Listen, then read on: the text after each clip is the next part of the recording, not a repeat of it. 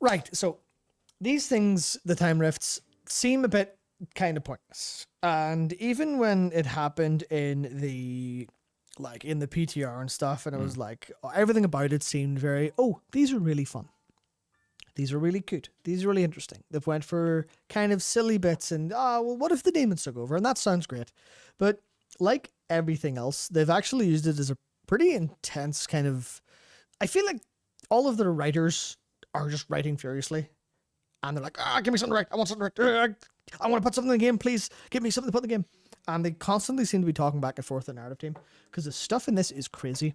And you're not going to see much of this if you pay attention to just the time rift, but it's mostly the items that you get. You'll have noticed this because at the end of each one, there's an item that'll spawn in the boss room and you bring it back to Sword Army. But there's actually 2 items for each of the 7 time rifts. So that's 14 time rifts. That's 14 items rather for 7 time rifts. And the other ones happen in phase 1. Some of them are RNG, some of them are specific places, so you may have missed them. But they all combine together to tell really compelling stories about each of these timelines, and not just about those timelines, because the way Jared and I talked about this, and Jared he framed it as a negative confirmation of things, where if things happen in another timeline, we go, well, that didn't happen here, or similar stuff where what are they not saying and what are they saying, what does this actually mean for us? And there's genuinely really crazy stuff that you can pull out of this. Do you know what's the funniest thing about all this? We're basically like a goddamn intelligence agency that is pointed at one man, Steve the Noozer. Right? We are like the CIA of Steve the Noozer. I very much feel Steve, that. I have agents in your case. So there was a moment in jeez. the Warlock podcast that just went up today that I think Jared literally said, I feel like this was some of the first proper Denoozer lore in the game. And I went, that's right. Yeah. But it makes sense. It was the stuff that he was narrative designing in Legion because he joined around that time. You guys have no idea how often we're is it half the time the discussion in the office boils down to what is Steve's plan? And it literally is that. We're what book did Steve happen to see this time? What bit of mythology did Steve look in the Wikipedia for? That's how we end up thinking about it. Like the Adamantia thing, where I was like, oh my, there was another part of that I didn't see. It was, what was it? There was something that was really, really obvious about the story of Zeus and Kronos and overthrowing the Titans, and I can't remember what it was. I'll get it at some point, but to talk about these timelines, because they actually genuinely are crazy, right? There's Azeroth, and Azeroth's a really good one, because you go, what if demons won? And you're like, Fuck duh, yeah. of course, the hell yeah. And they've thought all of these through, where at least as far as I can tell, each of them have an inflection point where something changed and that spiraled out of control, and we can learn all these bits and pieces about that and how it came about and what happened. And I think these are telling a larger story together. It's just not that obvious until you have the luxury, like I do, of sitting down and thinking about it for hours on end and having these percolate around your brain. But this is what happened in Azeroth, right? Demons happened. The War of the Ancients was won. This is what ultimately, that was the changing point, was the War of the Ancients was won. That's why there's only Shuhalo, because they were never called Tauren, because they were Shuhalo. That's why there's Kaldorei, because the Well of Eternity happened and they became Kaldorei. But they're not Night Elves, because they're Kaldorei, because there's no elves, no common. There's no common tongue to do that, so it's just Shuhalo and Kaldari. I think, well, what are the Yongle? That's interesting, because the Shuhalo or the Tauren were the Yongle form, etc. But then Malfurion was killed when he was young, and Illidan kept his skull, which we find through the antlered skull we find in Illidan's bathroom, so he kept it. Was his death what triggered Illidan to give up hope and join the Legion, or did Illidan kill him? We don't know. All we know is... What a thing that is. It's kind of crazy, yeah. So he has his antlers, meaning the inflection point was after he was blessed by Cenarius. So we have this small window, we have this small window of time of after the War of the Ancients started, when did it go wrong? And there's a little bit of unfortunately couldn't quite do, but then going forward, Tyranda's in Suramar, where the shield is still up, and it's the seat of an ultimately doing resistance here because the Legion won. You're not going to win. They're just holding out. And this was fun because the Nelf who meets us and says, look, here's the map to Suramar. That's where you'll find Tyrande. Asks for her. We're the resistance. And she's like described as like feral, and she's got that like new shaggy hair appearance. So it's clearly Yeah. this like animalistic one with the wrecked up ears. And the coastline of the Broken Isles was crushed by something gargantuan. And like, that's interesting. What does that mean? Well, clearly, Matt, it's the beetle map from Warcraft 2. Definitely. That's an esoteric piece of lore that I bet you didn't know. There's a map that's essentially a giant island-sized beetle that technically exists in WoW's cat. Yes, I don't think it's that. No, so then I had a moment, and I had a terrible moment that really annoyed me. Because I looked at this and I went, well, that's not the Broken Isles as I know it. I sort of just thought this was the right way up. Went, oh, sweet, well, they crushed Dalshira. They crushed Shaladashil. World trees are important. Why would they crush Shaladashil? And then I realized the map was actually upside down, because that's High Mountain. And then I was like, shit, damn. And I compared the maps and went, I really can't tell which part was crushed here, because it's slightly different in a way that's annoying. But everything is like mostly the same. I don't know what was crushed. But Azeroth is one of like the lighter ones in that sense. Outside of it does tell us that they did show up. But remember, the demons won here at the War of the Ancients, and we don't know why. Why did they win? Were they stronger? Why is Lord Illidan there? Why is Illidan the boss? Why was he corrupted by the Fel? Interesting. That's something to think about as we go further on, because there's a little bit of a linear story here. Then there's Orderoth, and this one's very interesting because it's talking about the Titans, and it tells us everything we need to know about them, which is they're fucking useless, believe it or not. So what happened is, Orderoth, the Titans came down and they won. They kicked the shit out of the old gods, got rid of them and completed the mission, and they shaped Azeroth and did what they did originally, which was they went, all right, keepers, don't throw any house parties. We'll see you in a bit. Yeah. Went out for a vacation to Vegas, whatever it is American parents do in those movies. But something went wrong. Life just went mental, which is interesting because this is Orderoth. This is the Order one. This is the Titan one where they won. This was the big utopia. Yeah, but it wasn't, because there's a bunch of Titan logs. This hologram flickers occasional light. I'll not read all this. Slightly chewed buttons, covered space, slightly chewed, so stuff chewing it. Here's, oh, look at that, we found the Yongle. Yeah. Let's go through the According logs. to the records of previous Watchers, subjects have been living in cave systems for generations, mastering basic tools in fire, some at an adult stage, catch and release programs initiated for study. Who's evolving? Adult stage is impressive. That's interesting. Yeah. So you keep going, and upon further investigation of information, records indicate Yongle have an average lifespan of 20 years. That's not very long. But Karn, I imagine, was quite a bit older than that. But it's the longest non-bestial lifespan found so far. So there's nothing... Shoo hello, children of the earth, indeed. There's nothing that lives as long as the Shualo, as the Yongle. There's nothing lives anywhere near this long. That's pretty short for the wild. Like, Yeah. turtles. Yeah, but... Many like, species of birds. yeah, I mean, they're all fine, but non-bestial. As in... Oh, sorry, yeah. if you're not a beast, if you're like... Of the earth. If a troll showed up, or a Yongle showed up, or a Torn showed up, or, God forbid, a gnome, you know, any of those... God forbid, a gnome, I know! You know, any of those, like, any of the mortal creatures, if they showed up and weren't beasts and had intelligence, gone, dead.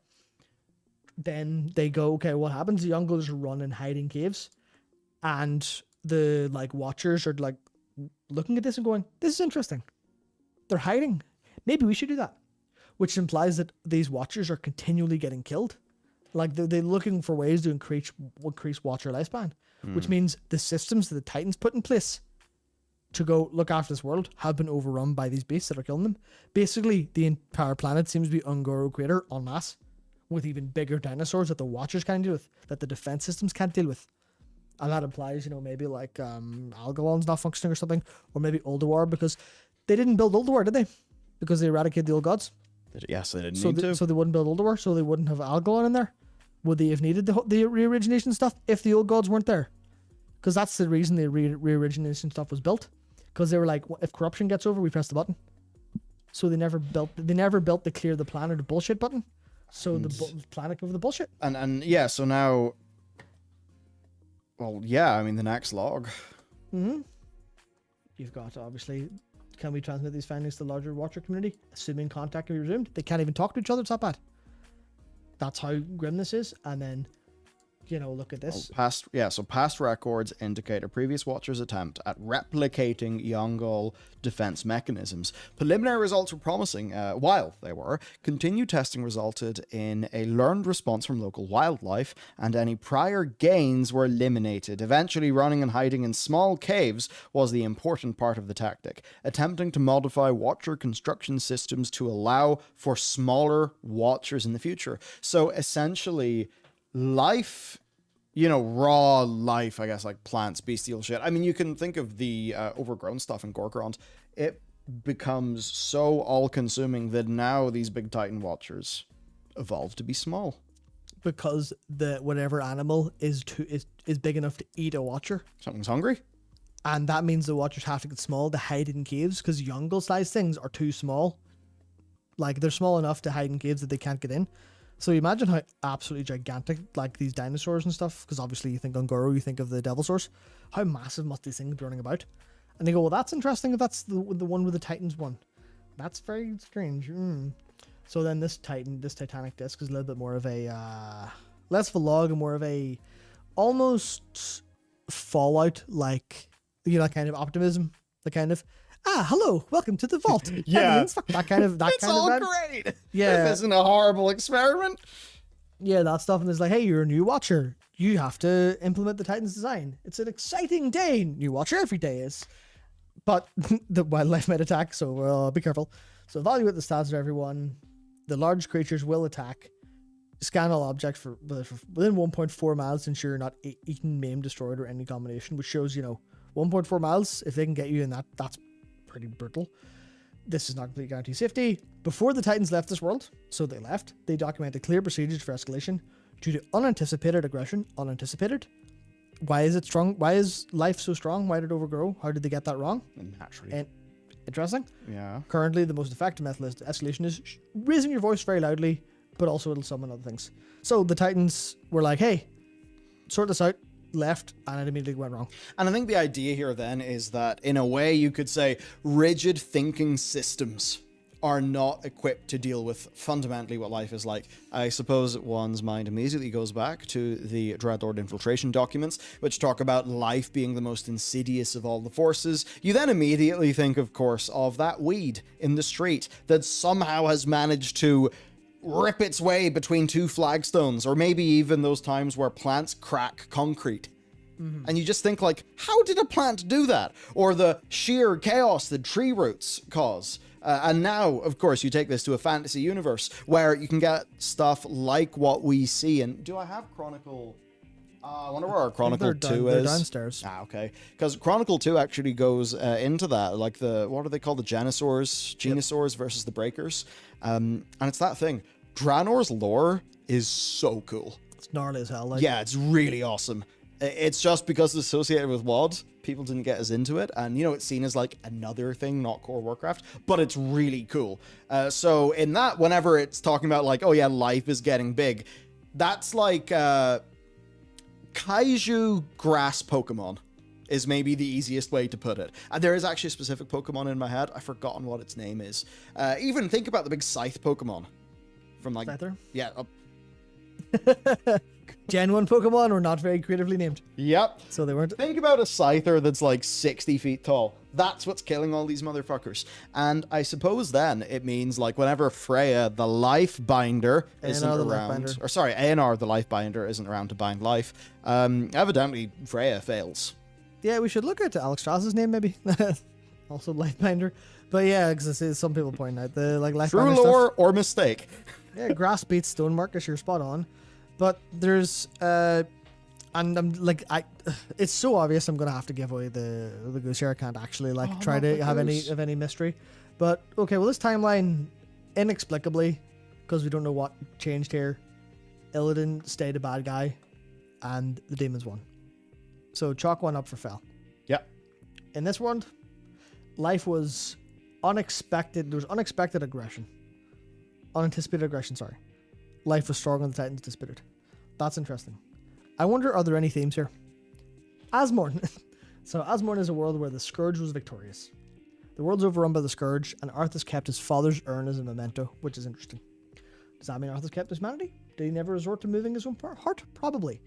We don't actually know the inflection point. I thought I knew it, and then I realized I didn't. Because we know one thing. The corrupted Ashbringer's necromantic energies were stronger. And at least at this point, it wasn't purified when we picked it up. You see a small note from Soradormi next to the weapon.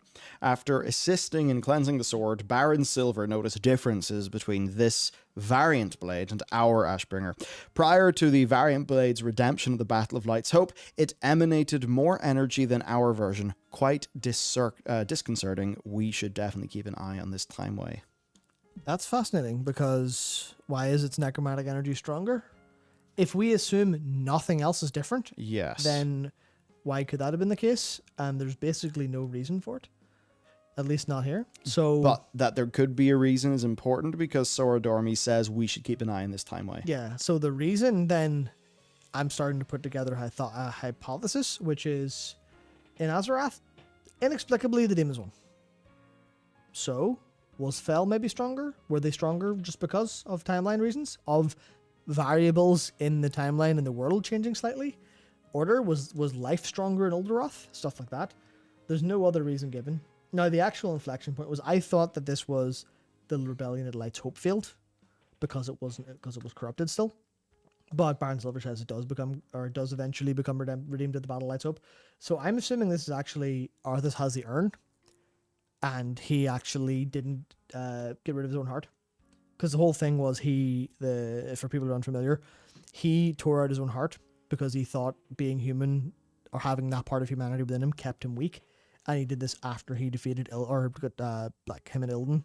Azerothian science doesn't quite know about consciousness yet. Yeah, so he tore his heart out and put it underneath Icecrown, and then we snuck in with Tyrion and the Emblade showed up. I can't remember who else we're with. We destroyed it, and that weakened him significantly, and that is ultimately what led to our victory. I mean, among 20 billion other things. Yeah. But it's like that moment of him, that was a thing that changed. But in this world, the necromantic energies are stronger, so the Scourge just won because they were stronger.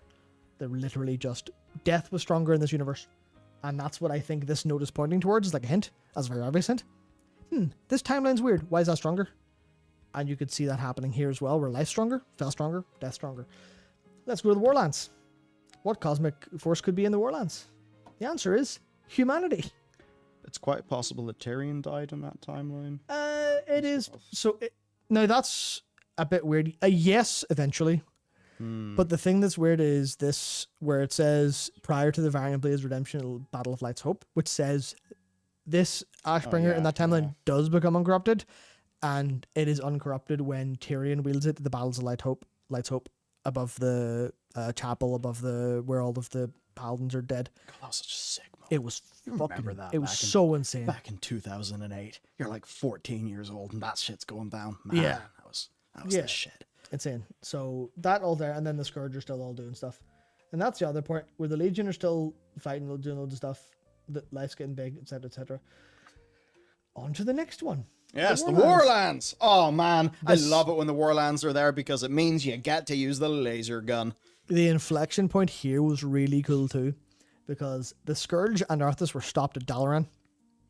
So the Warcraft 3 mission where Arthas goes to take the Book of Medivh and summon Archimonde in, Yeah. because that's the point. He has the whole quest for Warcraft 3 to revive Kel'Thuzad in the Sunwell, because he's such a powerful lich, he needs that to come back to life.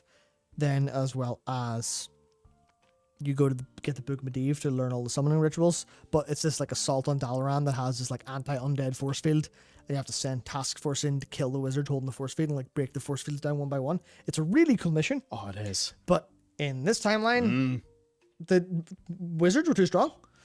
The wizards were just like, no, fuck you, Scourge, die. And everyone went, sweet. But, and this is how much they thought about this, the one Dalaran. So Archimonde is never summoned. Yeah. What does that mean then? Archimonde never goes to attack Nordersil. Yep. What does that mean? The Night Elves never have a reason to join the Alliance. What does that mean? The Horde were uncontested in Kalimdor because it was the Horde versus the Night Elves. Versus... And that's why the Great Glorious Alliance, you don't see Night Elves. Yeah. They're dead. And there's High Elves there as well, because they were stopped at Dalaran, which means Kel'Thuzad never fell. Oh man, it's like, there's a YouTube channel, Alt History Hub. Those are always fun to watch. And I love the what ifs. Yeah, that's why I've had a lot of fun with this. what if Broxigar was on Tren? Implying he wasn't. Oh, yeah. Yeah, Sargeras is dead. Yeah, more or less. So Calflash never fell. So High Elves out of the Alliance. Night Elves were left alone and got killed by the Horde, wiped out, or at least pushed back really far. And this timeline gets so metal because we get into Oil and Plague. Yeah, Calflash fell before Dalaran. That's right. I guess the High Elves just stayed because the Horde never had the like Blood Elf stuff to them. But they were definitely what do you call it? They were definitely like High Elves in there. So there maybe I literally just got that a little bit wrong, but it is the same deal of the High Elves in the Alliance because the Horde Alliance like thing never happened. None of that Warcraft 3 stuff happened. So what happened was, and they go through like this detail stuff. It might be the time where Arcane's more powerful. It could be. Arcane being Order is a bit weird because there's a bit where that seems to win out, where this is get kind of confusing. But we have a hypothesis on this one, which is I think all of the forces were weaker. But anyway, to go on. Yeah. What happens if there's balances in the absence of cosmic forces? Then we have no enemies to fight, so we tear each other out. We tear each other apart. So this is a great book. It's like, it's an oil-soaked logbook. Ever since the portal opened, we've been fighting them. They back and forward. But then we had peace. People being fat, indolent, boring. Parades were had with ribbons. Ribbons? Why do ribbons exist? Yeah, so they threw them into camp instead of executing them, and you go, Jesus Christ, that's kind of brutal. But then the plague arrived. The undead were stopped at Dalaran. The Alliance countenance peace. But the Horde are, they feed their young with the bones of their enemies, which I'm pretty sure they don't do. Maybe the Laughing Skull would, but and here's where it gets good. And so we rose as we needed to, as was right. We overthrew the weak Alliance leaders and chased the Horde across the seas. So at this time, the leader of the Alliance is... Garrus? No, it's... What do you call him? It's... Oh my god, why don't I remember his name? Varian's dad. Yeah. Varian's dad. Lane Rin, yes. So, basically, Lane, one of the main characters in Warcraft, the movie. Was he good in the movie? It was okay. Basically, he gets overthrown. And what's kind of fun, this idea of, sort of extreme elements existing within the power structure. Let's not think about the real world for... Lane died in Warcraft 1. That's right. No, that's not Lane. It's... Is it just Varian then? Because he wouldn't be disappeared at this point. I'm trying to think like what happened. Because he wouldn't have been disappeared at this point, right? The low goshing wouldn't have happened. Yeah. So he'd have just been... Because if it was just Varian and he's weak... Well, he's not weak. Because he's the dude we fight. So he is. Oh, I know, of course. He is part of it. So there's that. Who's the weak alliance? Or is this just Varian doing a full power grab? I think it might be Varian doing full power grab. Garthos may be involved in some capacity. I'm not sure when he fell. I'm not sure when he went down. He went down after Dalaran. Yeah, I think so. And Dalaran didn't. And you also remember hang on, when was this? Because they destroyed the portal, right? Until their cursed portal was destroyed. Does that imply that Trallian never went? Beyond the Dark Portal never happened. Yeah, they never went that way. Does it imply that? Yeah, so I guess this... Well, yeah, if the portal was destroyed, then... Mm-hmm. Or is that... No, it's the end of Warcraft 1 that it's closed, but not destroyed. Yeah. So is the difference that it's destroyed at the end of Warcraft 1, or is the difference that it's destroyed at the end of Warcraft 2? Thus meaning an Outland. Thus meaning TVC couldn't happen. I guess the inflection point is the undead were stopped at Dalaran, so it must be equal up till then. So yeah, I guess like Garthos and then Varian, but then the way they never had the Jaina good alliance friendship thrall stuff. Yes. Because that all kicked off when the Night Elves were happening there. So they had this whole like massive just constant fight as they talk about here. And then they had the internal fight, but then the Horde became the Blood Horde, or they called themselves that after they'd taken over Kalimdor, but spread across it like a parasite. They chopped down the forest, which implies that they beat the Night Elves because they couldn't chop down the forest, so the Night Elves killed them all. Or pushed them at Ashenville, that kind of stuff. Dredged up the Oil to Wage War, which we know they were doing. If you are in the Barrens at any point, you know the Steam Weedle. And all the venture company, rather, are all tearing holes in the ground, pulling up oil. So they fought the Great Glorious Alliance. But that's only one side of the story. Yeah. There's another side of the story. And this is written by someone who's clearly mental. We are the walkers in the wastes. We are the madness that remains. All that was once good and pure has been boiled away. Goodness is weakness. Only the strong survive. You thought the Great Glorious Alliance was metal. No, this is the metal. The land is ours. The soil is toxic. The water is foul. Poisonous fumes roll across a desiccated wasteland. Desiccated spelled wrong. These are full of typos for some reason. The land is dying, but this land is ours, and we will die to Yeah, defend it. Kalimdor's been like plagued or some crazy Yep. like biological shit's happened. So that's what goes here. You go, once a week alliance tried to take it from us. No one remembers how it started. That was long ago. You have to remember everything we lost, every atrocity, every grudge. This is like full, 100 years war that kept on going. It is, yeah. Right? Like, Because like, Varian's real old when we fed him, dude. okay, true. Yeah, because like it's not that old then. Because like one of the crazy things about like the 100 Years War, it's just the idea of like this. You could be fighting in the same war your grandfather fought in. That's mad. Yeah. As opposed to a different war than the one your grandfather fought in because the past was hell. Yeah. So this is where it gets interesting. Our horde howls for their blood, feasting as we condemn the weak. They couldn't win against us, so they fought amongst themselves because they didn't have that unity from that big fight.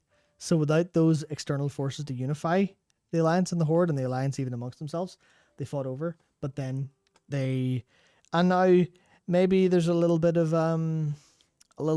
the like Eastern Kingdoms looking different because what happens to the undead?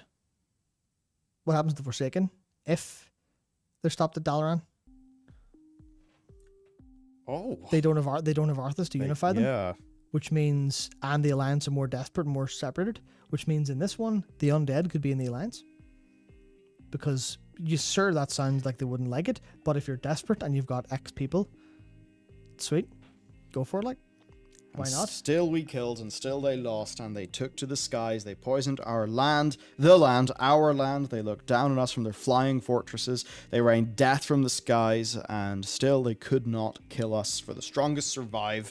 And it just evolves to the point of shouting, blood, blood, blood. Which is great. For the blood god. The blood horde will stand in mountains over their skulls, and then it just continually talks about blood. That's a Garish reference. Yeah, oh.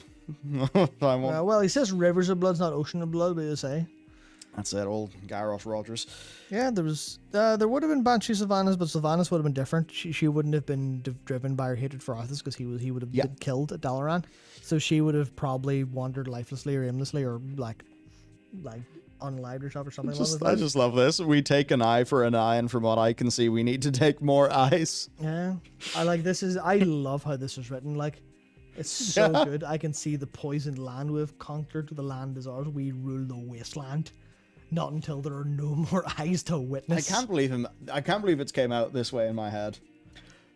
Matt, did you play Call of Duty Modern Warfare 2? I did, yes. With the new one or the old one? The new one. No. Okay, the new one has a character in it called Alejandro. Right. He is the hardest fucker I've ever seen in just about any piece of media. This reminds me of like a bad timeline Alejandro. He is so, like, he could fully exist in a universe. Actually, he feels more at home with Chris Redfield and Leon Kennedy than he does with Captain Price. Purely because, as a dude, he goes that hard. And that's kind of what this reminds me of, but anyway. Would the Horde, would Grom and the remnants of the Horde have drank the Manaroth's blood here? There are no... Because Manaroth wouldn't have been... I can't remember how Manaroth ended up in Azeroth. Did Archimonde summon him? Because if Archimonde wasn't summoned, then you would imagine... You'd imagine there was none of that going on. No, Manaroth... Manaroth's before that. Is he summoned in by Dreadlords? I think. Plus, like, when you see them, right. there's no, like, iconography of the Legion with the Blood Horde. Yeah. The Third War. Kil'jaeden, however, ignored Manaroth's desires for vengeance, crafted a new plan, Lich King stuff. Finally, Manaroth was summoned by the Lich Kel'Thuzad into the world of Azeroth. He was followed by Kazak and Archimonde. So yes. So KT summoned him in before Archimonde. was that before Dalaran? for after Dalaran with the Book of Medivh? That is per Warcraft Chronicle Volume 3. So it doesn't say Thanks, when. useful citation. Right. Yeah. Okay, so... Let me just see, because I want to be completely sure about this. Because it'll be very important. Let's see. Are you not going to tell me when he showed up? I like That's what very ifs. They kind of, you hold up a mirror to what happened, you work out why and how it's different. Yeah. You know? I suppose it's how people talk about even like tarot cards. It's like there's no spooky bullshit. They're just a bit of a fun way to think about things. I think alternate timelines are kind of like that. Just in a situation like this, it's like this is an alternate timeline that's been created by Blizzard. So therefore, they're going to create it because they want specifically to highlight and contrast different things. Yeah, exactly. And that's exactly what's like going on here with this stuff. So let me just try to no, please. Why can I not find lore information? while you do that, easily? I'll do Azmerloth because Azmerloth is good. Azmerloth is good. I mean, basically what happens is, okay. Algolthaza, Murloc Alexstrasza, and Alexstrasza have a chat, meaning that our Alexstrasza can speak Nurglish, which is kind of cool. A little bit, just a little bit. She's not quite sure of it, but she gets most of the drift, which is cool. Yeah, so there's another round. There's just a fish that the Murloc hands you, and the description reads that the scales are perfect, like it was scooped out of someone's hands instead of caught. Very big fish too. Curious. So there we go. Maybe not the most lore in Azmerloth. What about Azeroth, all spelt in a techno way? Basically in that one, King Mechagon was successful, his big plan worked, and he turned everything into a robot. But they still had something to fight. Framed basically as a big mysterious opponent. And of course, because this is BFA, it means the Legion was already defeated. So does this mean that in this timeline, a bunch of wee lads with chainsaws kill the jailer? If so, I would like that. Potentially, but if a mechanized Sylvanas wouldn't have opened the Shadowlands. Never mind. That would have been cool. You look into a gear you pulled from a mechanized enemy.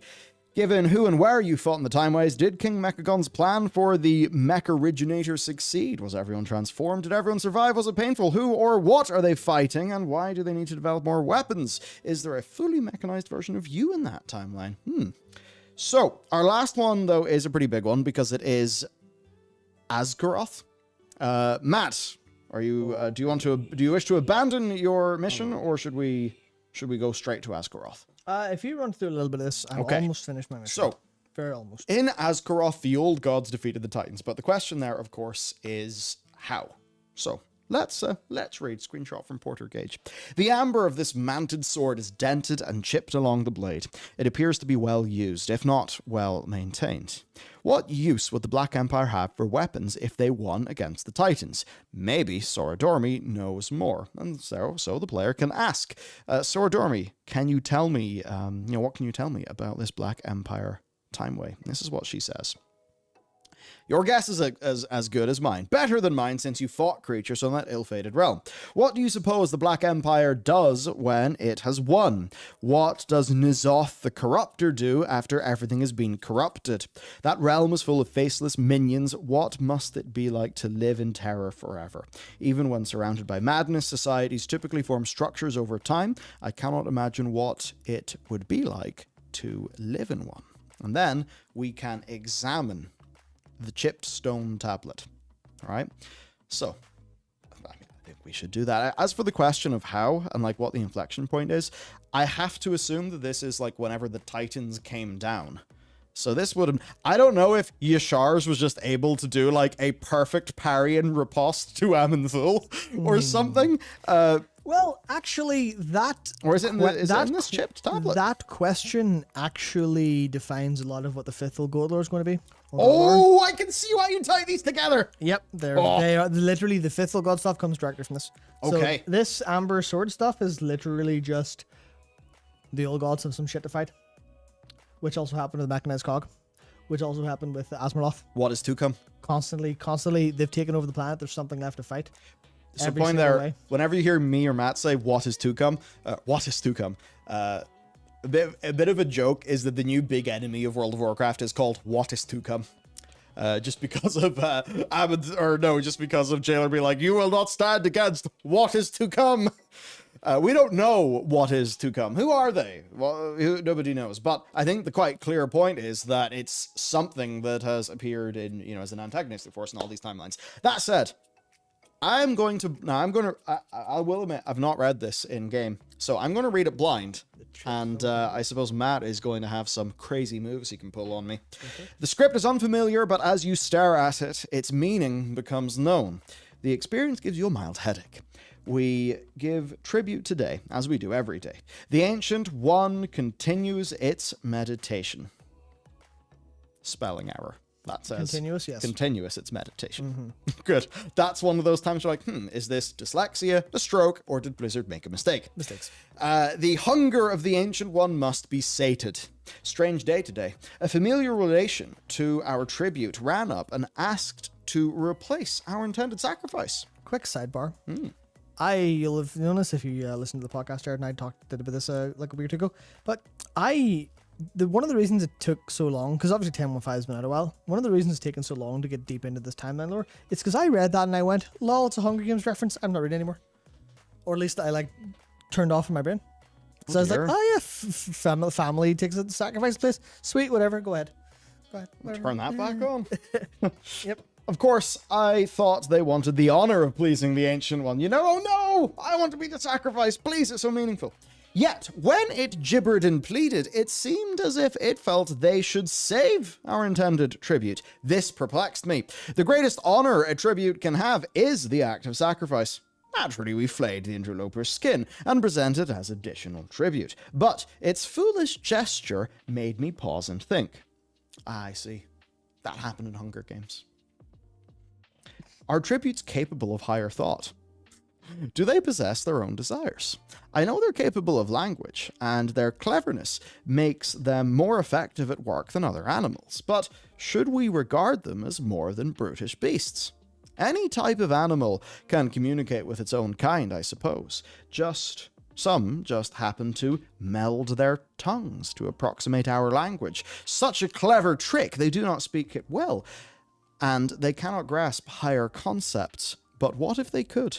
Perhaps I will try to train one as an experiment. After all, the pursuit of knowledge is its own reward. If nothing else, it will make for a unique tribute. Would it be selfish to keep its skin? Yes. Perhaps that would be too much. The hunger of the Ancient One must be sated. All glory to the Ancient One.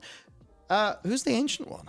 So you've exactly stumbled onto the major point here, where before I go into that, I'm going to just gently cockblock that for a sec and say, just because I'm going to leave the timelines and go straight into the old god stuff, there's a last little couple bits. Well, okay, here the old gods won, so the old gods must have been stronger. Sweet. We'll get into that in a sec. But hey, are tributes capable of higher thought? Hey, there's some people here and they're not beasts. Are they capable of being useful? Where did we see that before? Oh, we may have seen this before up here in Orderoth, where the Titans went.